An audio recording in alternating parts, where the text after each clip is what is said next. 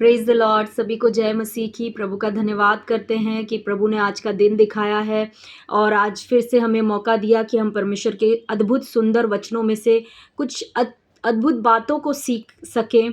तो आज हम ऐसी ही कुछ बातों को सीखने जा रहे हैं परमेश्वर के वचन से। तो ये वचन में मैं इस वचन को मैं एक कहानी से शुरू करूँगी, एक सत्य घटना से। कहानी नहीं है, क्योंकि आपको पता है कि बाइबल में पुराने नियम से लेकर नए नियम में जितनी भी घटनाएँ दी गई हैं वो सभी सत्य हैं। उनमें से एक भी कोई मनगढ़ंत कहानी नहीं है या किसी की बनाई हुई कहानी नहीं है, लेकिन वो सारी चीज़ें हुई हैं, वही बाइबल में लिखी हुई है। तो ऐसी एक सत्य घटना इज़राइलियों के साथ हुई है। जो इज़राइली जब 40 साल रेगिस्तान में जंगल में भटक रहे थे, उस समय में कुछ ऐसी ही एक घटना हुई जिसके बारे में हम देखेंगे और उस घटना से हम नए नियम को जोड़कर कुछ सीखेंगे। हालेलुया। तो ये जो सत्य घटना है, ये गिनती की किताब 21 अध्याय में आप पढ़ोगे, यहाँ पर लिखा है। गिनती की किताब 21 अध्याय उसका 4थे वचन से जब आप पढ़ोगे तो आप वहाँ पर आप उस पूरी घटना को पढ़ सकते हो। मैं पूरा आपको नहीं पढ़कर नहीं सुना सकती, आप पढ़ लेना अपने बाइबल में बाद में। यहाँ पर ऐसा होता है कि जो इज़राइली होते हैं, वो इज़राइली, आपको मालूम है 40 साल तक वो इज़राइली बार-बार कुड़कुड़ाते हैं चीज़ों को लेकर। कभी पानी नहीं मिलता है तो कुड़कुड़ाते हैं, फिर उन्हें परमेश्वर पानी दे देते हैं, फिर वो अच्छे से चलते कुछ समय, फिर रोटी के लिए कुड़कुड़ाते हैं। इस तरह से आपको पता होगा कि इज़राइली बहुत कुड़कुड़ाते थे। तो यहाँ पर भी एक ऐसा ही इंसिडेंट होता है जहाँ पे जो इज़राइली थे वो कुड़कुड़ाने लगे मूसा के ऊपर। कहने लगे, इस जंगल में क्यों लेकर आया, हमें मरने के लिए लेकर आए, यहाँ पे कुछ खाने को नहीं है, यहाँ पे कुछ पानी की नहीं है। और यहाँ तक कि वो लोग ये भी कुड़कुड़ाने लगे और कहने लगे कि हमारे प्राण, 5वें वचन में, हमारे प्राण इस निकम्मी रोटी से दुखित है। यानी परमेश्वर उनको स्वर्ग से मन्ना भेजता था और वो मन्ना को क्या कह रहे हैं कुड़कुड़ाकर कि ये निकम्मी रोटी से हमारे प्राण क्या है, दुखित हैं। आप सोचिए कितना गंभीर पाप वो कर रहे थे। वो ना सिर्फ ये कह के कुड़कुड़ा रहे थे कि इस जंगल में मूसा से यही सिर्फ नहीं कह रहे थे कि इस जंगल में तू लेकर आया, यहाँ ना रोटी है, यहाँ ना पानी है, तू हमको लेकर आया मरने के लिए, तूने ये क्यों किया। ऐसा नहीं, सिर्फ इतना ही कह के नहीं कुड़कुड़ा रहे थे, बल्कि वो ये भी कह रहे थे। आपको मालूम है 40 साल जब वो जंगल में जा रहे थे और जंगल में आपको पता है कि कहीं उन्हें खाना मिल सकता है, कहीं ऐसे भी जगह होंगे जहाँ पे रेगिस्तान है, उनको कुछ खाने को नहीं मिलेगा। तो परमेश्वर ने इसीलिए 40 साल तक वो मन्ना बरसाया स्वर्ग से। वो मन्ना खाते थे, उन्हें खाने की भी चिंता नहीं थी और जहाँ-जहाँ वो जाते थे, वो परमेश्वर उनके लिए पानी का इंतज़ाम कर देते थे।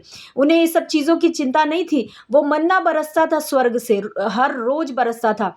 लेकिन ये क्या कह रहे हैं, उस मन्ना के विरोध में भी कुड़कुड़ा कर कह रहे हैं कि हमारे जो प्राण है इस निकम्मी रोटी से दुखित है। यानी इतना गंभीर पाप वो कर रहे हैं, इतना गंभीर रीति से वो कुड़कुड़ा रहे हैं। और होता क्या है फिर 6ठे वचन में, अतः यहोवा ने उस लोगों में तेज विष वाले सांप भेजे जो उनको डसने लगे और बहुत से इज़राइली मर गए। इस कुड़कुड़ाने की वजह से, इस पाप की वजह से बहुत सारे इज़राइली क्या हुए, मर गए। लेकिन 7वां वचन कहता है, तब लोग मूसा के पास जाकर कहने लगे, हमने पाप किया है क्योंकि हमने यहोवा के और तेरे विरुद्ध बातें की है। यहोवा से प्रार्थना कर कि वह सांपों को हमसे दूर करे। जब वो मूसा से आकर इस तरह से कहते कि हमने पाप किया है, तू यहोवा से प्रार्थना कर कि वो इसको दूर करे, तो परमेश्वर 8वें वचन में देखो क्या कहते हैं। यहोवा ने मूसा से कहा, एक तेज विष वाले सांप की प्रतिमा बनवाकर खंबे पर लटका, तब जो सांप से डसा हुआ उसको देख ले, वो जीवित बचेगा। हालेलुया। यहाँ पे इज़राइलियों ने जो किया वो शॉकिंग था कि उन्होंने कैसे मन्ना के बारे में भी कुड़कुड़ाया। लेकिन परमेश्वर जो कर रहे हैं वो उससे भी बड़ी शॉकिंग बात यहाँ पे है। परमेश्वर इतना बड़ा पाप इज़राइली कर रहे हैं, वो कुड़कुड़ा रहे हैं। परमेश्वर ने स्वर्ग से जो भोजन दिया उसके विरोध में कुड़कुड़ा रहे हैं। तो जब मूसा आकर परमेश्वर से बता रहा है और प्रार्थना कर रहा है, तो परमेश्वर को कहना चाहिए कि तू जा और लोगों को बोल कि आएँ और मेरे सामने अपने पापों को माने, पश्चाताप करें, गिड़गिड़ाएँ हालेलुया, तब मैं उनको चंगा करूँगा। इस तरह से परमेश्वर को कुछ कहना चाहिए था। लेकिन यहाँ पे परमेश्वर 8वें वचन में कह रहे हैं कि कुछ मत करो, सिर्फ़ क्या कर, एक तेज विष वाले साँप की प्रतिमा बना, यानी उसका स्टैच्यू बना, प्रतिमा बना, एक मूर्ति बना और उसको खंभे पर लटका दे। और जो कोई जिसको साँप ने काटा है, डसा है, जब वो उसको साँप को देखेगा, उस खंभे के ऊपर साँप को देखेगा, तो क्या होगा, वो जीवित बचेगा, यानी वो ज़िंदा बच जाएगा, वो मरेगा नहीं, वो ठीक हो जाएगा। ये कितनी शॉकिंग बात है कि परमेश्वर एक साँप बनाने को कह रहे हैं, साँप की मूर्ति बनाने को कह रहे हैं और कह रहे हैं उसको देख, उसको देखने से कोई चंगा हो जाएगा। Hallelujah, thank you Jesus. प्रियो, मैं आपको कुछ बताना चाहती हूँ कि क्यों ऐसा हुआ, क्या इसके पीछे का मकसद क्या है। जब आप नए नियम में आओगे, यूहन्ना की किताब में, यूहन्ना की किताब 3 अध्याय में, यहाँ पर यीशु मसीह भी कुछ यूं ही बात कर रहे हैं। यहाँ पे यीशु मसीह यूहन्ना 3:14 में कह रहे हैं, और जिस रीति से मूसा ने जंगल में सांप को ऊंचे पर चढ़ाया, उसी रीति से अवश्य है कि मनुष्य का पुत्र भी ऊंचे पर चढ़ाया जाए, ताकि जो कोई उस पर विश्वास करे वह अनंत जीवन पाए। यहाँ पे यीशु मसीह अपने बारे में भी वही उसी सत्य घटना को लेकर बात कर रहे हैं। वो कह रहे हैं जैसे मूसा ने उस सांप को खंबे पर चढ़ाया था जंगल में, और इजरायली देखे उस सांप को और इजरायली चंगे हो गए, जीवित हो गए, उसी रीति से मनुष्य का पुत्र यानी मैं भी ऊंचे पर चढ़ाया जाऊंगा, यानी क्रूस पर चढ़ाया जाऊंगा। तब जो कोई मुझ पर विश्वास करेगा वो नाश नहीं होगा, लेकिन वो बचाया जाएगा। Hallelujah, thank you Jesus. कैसे उस सत्य घटना से रिलेटेड है यीशु मसीह का क्रूस पर चढ़ना। आइए एक और वचन देखते हैं, मैं आपको समझाऊंगी इसका पूरा मतलब क्या है। यूहन्ना की किताब 6वां अध्याय, उसका 40 वचन। यहाँ पे यीशु मसीह कह रहे हैं यूहन्ना 6:40 में, क्योंकि मेरे पिता की इच्छा यह है कि जो कोई पुत्र को देखे और उस पर विश्वास करे वो अनंत जीवन पाए, और मैं उसे अंतिम दिन फिर जिला उठाऊंगा। यहाँ पे यीशु मसीह कह रहे हैं कि जो कोई भी, दुनिया में इतने सारे लोग हैं, उसमें से जो कोई भी पुत्र को देखता है और विश्वास करता है, उसके अंदर अनंत काल का जीवन आ जाता है। Hallelujah, thank you Jesus. यहाँ पे यीशु ये नहीं कह रहे कि जो कोई पुत्र के पास आता है, अपने पापों के लिए गिड़गिड़ाता है, माफ़ी मांगता है, क्षमा मांगता है, तब जाकर उसका क्षमा होता है और तब वो अनंत काल का जीवन पाता है। नहीं, यीशु कह रहे हैं जो कोई पुत्र को देखता है और विश्वास करता है। हालेलुया, यानी 2 टर्म्स हैं यहाँ पर, एक देखना और विश्वास करना, देखना और विश्वास करना। Hallelujah, thank you Jesus. देखिए, जब यीशु मसीह में हम आ जाते हैं, शुरुआत में जब हम प्रभु में आ जाते हैं, तो हम ज़्यादातर विश्वास कैसे करते हैं, हम देखते हैं यीशु मसीह के काम को देखते हैं, या यीशु मसीह को अनुभव करते। देखने का मतलब ऐसा नहीं कि आप लिटरली इन आँखों से यीशु मसीह को शरीर में देखो, उसका मतलब ऐसा नहीं है। उसका मतलब ऐसा है कि यीशु मसीह के काम को देखो, या यीशु मसीह को अनुभव करो। यीशु मसीह, कुछ तो आपका यीशु मसीह से मुलाकात हो, एनकाउंटर हो, उससे आपको यीशु के बारे में ये पता चल जाए कि हाँ, यही सच्चा प्रभु है, यही सच्चा परमेश्वर है। तो जैसे ही आप जब यीशु में आते हो, आप इस तरह से कुछ अनुभव पाते हो यीशु मसीह के द्वारा, या आप बीमार थे, आप चंगे हो गए, तो आपको पता चला कि यीशु ने देखो मेरे जीवन में ये काम किया। आपने उसके द्वारा यीशु को देखा, यीशु को पहचाना, जाना और फिर उसको अपना प्रभु करके ग्रहण किया। जैसे ही आपने यीशु को देखा और विश्वास किया, आपके अंदर अब अनंत काल का जीवन आ चुका है। हालेलुया, ये बाइबल कह रही है, मैं खुद से अपना कुछ ऐड नहीं कर रही हूँ। आपके अंदर अनंत काल का जीवन आ चुका है, और वचन कहता है अनंत जीवन पाए। और 3 अध्याय में जब आप देखोगे तो वहां पे लिखा है और नाश ना हो, यानी जब आपके अंदर अब अनंत काल का जीवन आ चुका है, आप नाश कभी नहीं होगे। Hallelujah, thank you Jesus. लेकिन मेरा ये सारा जो मैंने सारे वचन बताए, जो मैंने सत्य घटना बताई, वो बताने का उद्देश्य क्या था। जैसा कि मैंने कहा प्रियो कि जब हम मसीह में आते हैं तो हम मसीह को देखकर उस पर विश्वास करके आते हैं। लेकिन जैसे ही हम मसीह में आ जाते हैं, हम अपने ऊपर हमारा नज़र चलने लगता है, पड़ने लगता है। हम अब अपने ऊपर ध्यान देने लगते हैं। अब मसीह में हम आ तो गए हैं, लेकिन मसीह के ऊपर से हमारा ध्यान हट के अपने ऊपर हमारा ध्यान लगने लगता है। मैं कितना पाप कर रहा हूँ, मैं कितना पाप नहीं कर रहा हूँ, मैं कितना काम कर रहा हूँ प्रभु के लिए, मैं कितना काम नहीं कर रहा हूँ, या मैं ये पाप कर रहा हूँ तो मैं खुद की कोशिश कर रहा हूँ इस पाप को कैसे छोड़ूं। आपने सुना होगा कई लोग बोलते हैं अपने पाप को छोड़ो, परमेश्वर को बहुत पसंद नहीं है आपका पाप, परमेश्वर को बहुत गुस्सा आता है, आपने अपने पाप को छोड़ो। वो सही बोलते हैं, हमें पाप को छोड़ना है, लेकिन पाप को छोड़ने का जो तरीका है वो क्या है? वो अपनी कोशिश से हमको नहीं छोड़ना है, अपनी कोशिश से हमको अपने पाप को नहीं छोड़ना है कि हाँ, मैं नशा कर रहा हूँ, अब मैं कोशिश करूँगा कि मैं नशा नहीं करूँ, मैं नशा नहीं करूँ। प्रियो, हम अपनी कोशिश से कभी ये नहीं कर पाएँगे। अगर हम अपनी कोशिश से कर पाते, तो मसीह में आने से पहले ही हम कर चुके होते। हालेलुया!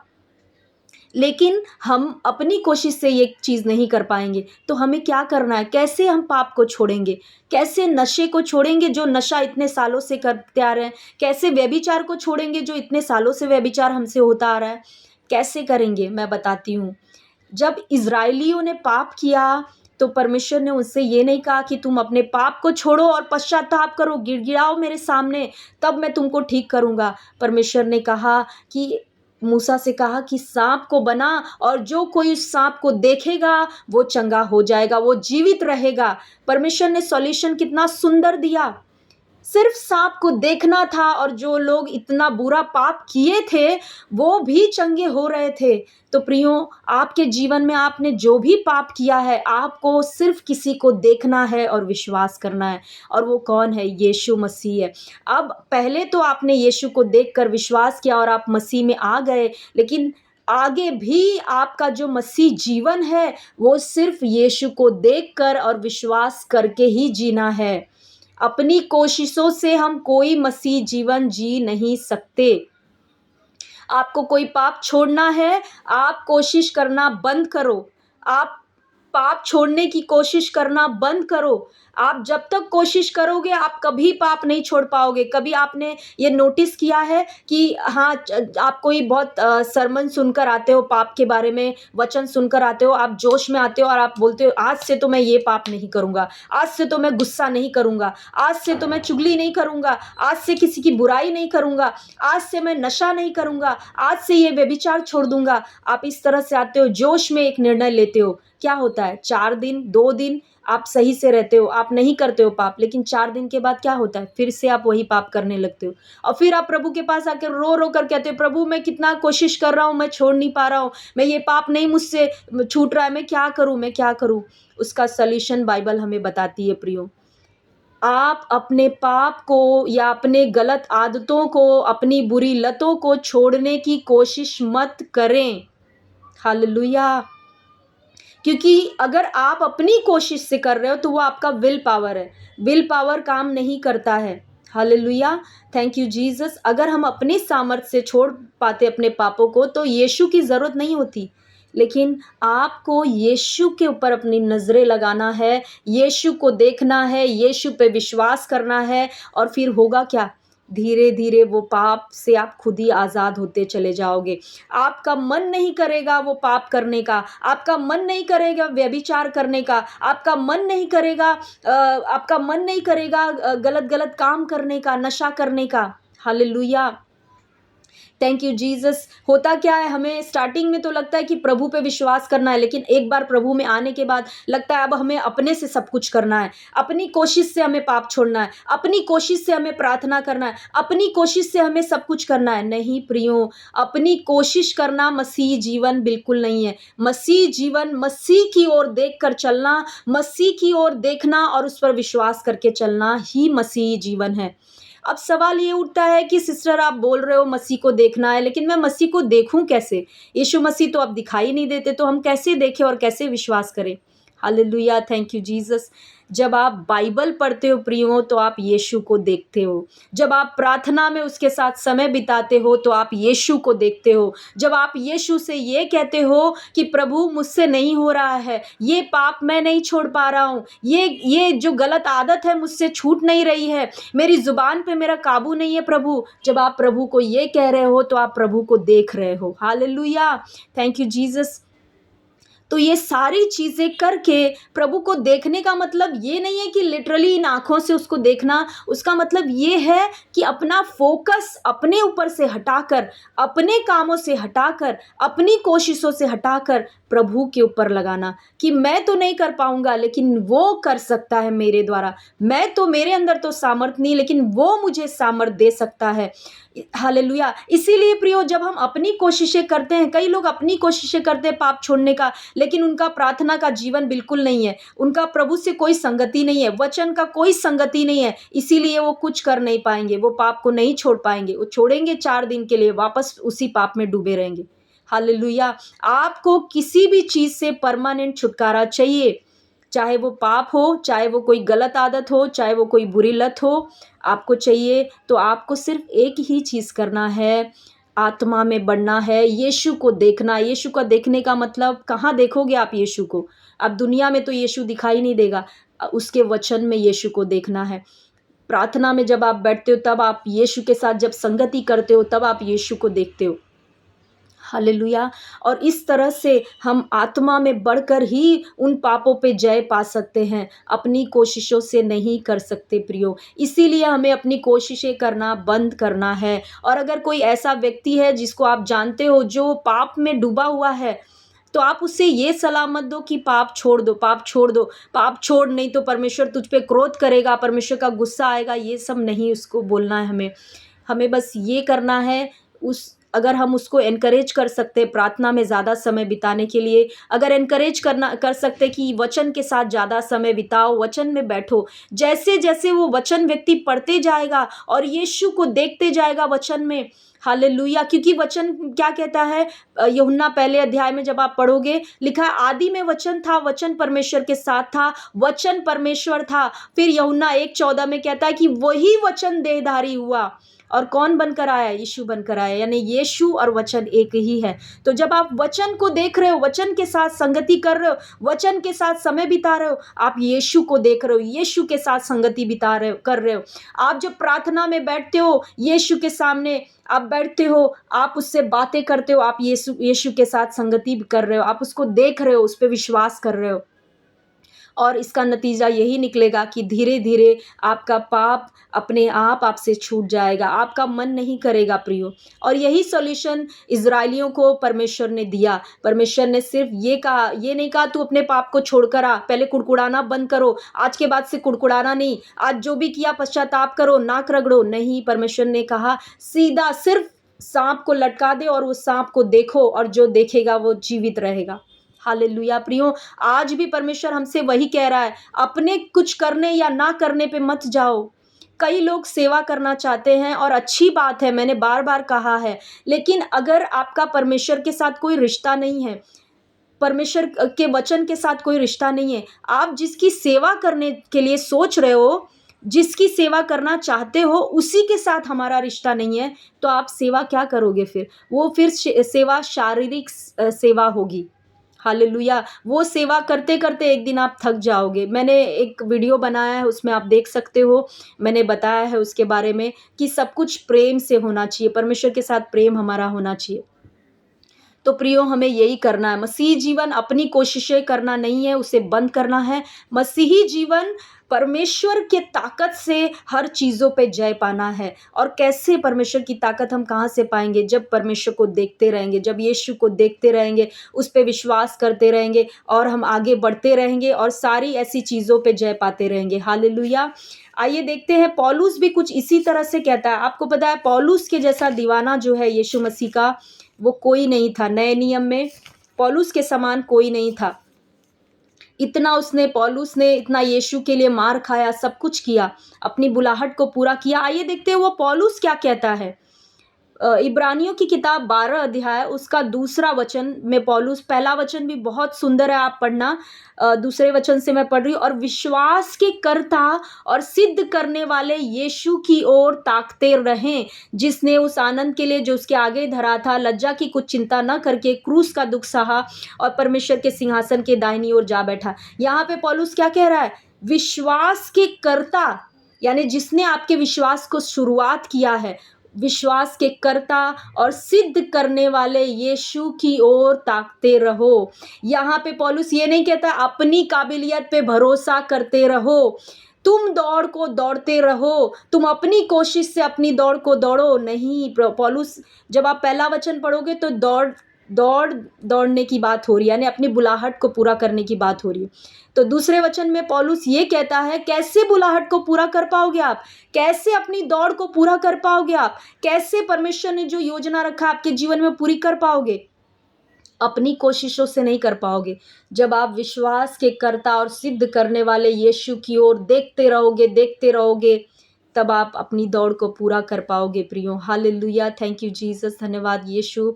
कई बार हम अपने मसीह जीवन में बहुत स्ट्रगल करते हैं, हम सिद्ध बनने की कोशिश करते हैं और हम बहुत कोशिश करने पर भी नाकाम हो जाते हैं। जैसे मैंने कहा पहले ही, हम बहुत कोशिश करते हैं, अरे मैं आज से गुस्सा बंद कर दूंगा, मैं सिद्ध बनूंगा, एक सिद्ध मसीह बनूंगा, मुझ में परमेश्वर का स्वभाव दिखना चाहिए, मैं सबसे प्रेम करूंगा, मैं आज के बाद से किसी से नफरत नहीं करूंगा।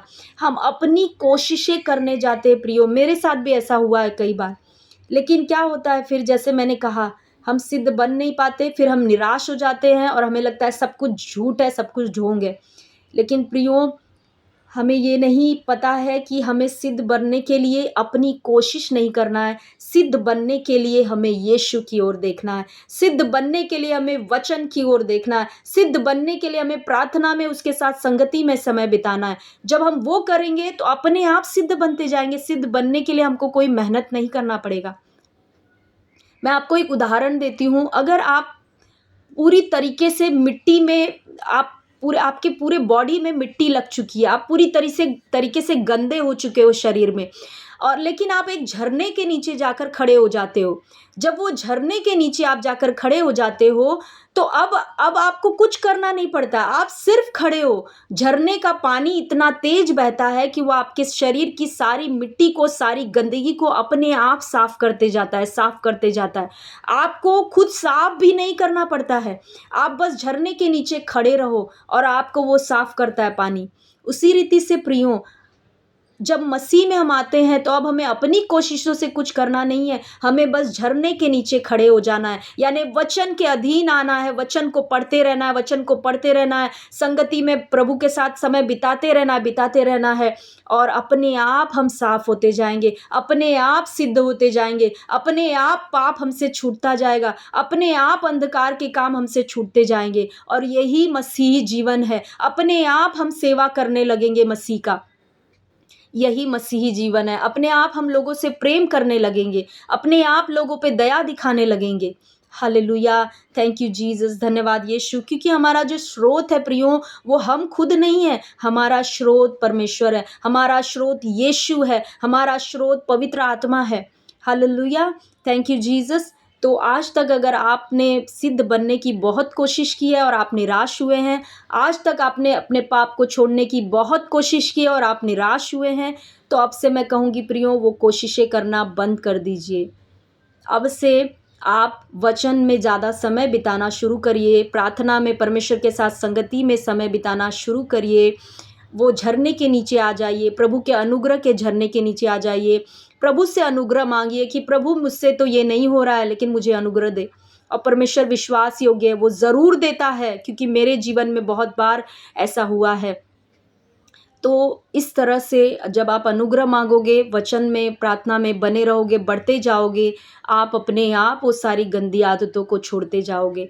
तो आई होप कि आज के वचन से आप ब्लेस्ड हुए हैं और इस वचन को ना सिर्फ सुनने वाले बने, लेकिन जैसा जैसे मैंने कहा है कि अब से वचन में और प्रार्थना में समय बिताना शुरू करें प्रियो, वैसा ही करना शुरू करें। Hallelujah, God bless you all. हम वापस से मिलेंगे परमेश्वर के अद्भुत वचन को फिर से सीखने के लिए। तब तक के लिए सभी को जय मसीह की, आमेन।